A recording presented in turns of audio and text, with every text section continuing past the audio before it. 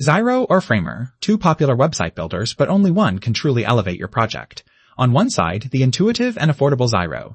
On the other, the design-forward and powerful Framer.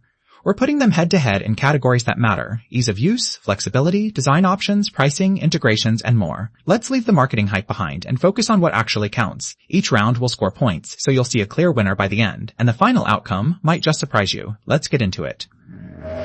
Before we jump in, let's pull up our handy visual guide. Here's what we're comparing: price, ease of use, design flexibility, features, integrations, SEO and performance, and finally, community and support. Got that locked in? Let's start from the top.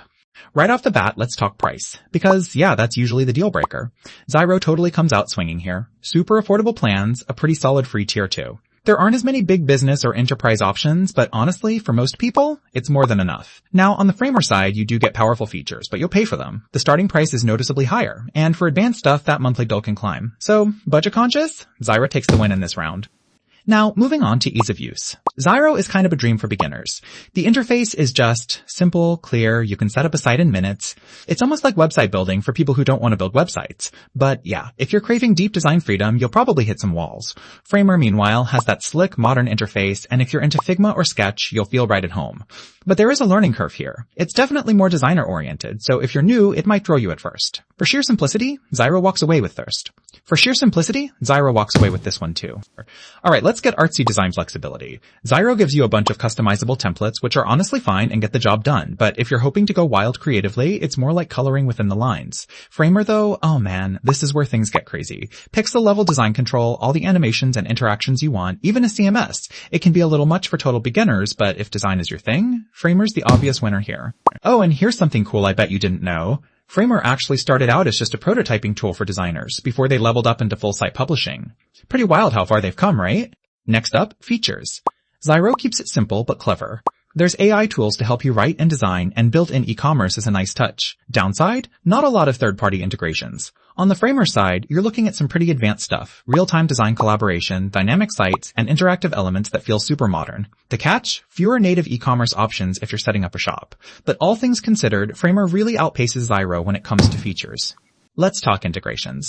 Zyro covers the basics. Google Analytics, that kind of thing, but the app ecosystem is, pretty limited. It's fine if you just want the essentials. But Framer? Tons of plugins, you can add custom code, and just kind of go nuts if you're up for a bit of technical setup. If you want lots of integrations, Framer easily takes the crown in this category. SEO and performance. Super important if you ever want your site to actually be found. Zyro does a lot of the SEO basics for you automatically, and the sites generally load fast. The trade-off is you can't tweak every little SEO thing individually. With Framer, on the other hand, you get way more control to really dig into SEO settings, and their hosting is quick. There's a little more manual work involved, but pro users will love that. Honestly, both options are pretty strong here, so let's call this one a tie. Last but not least, community and support.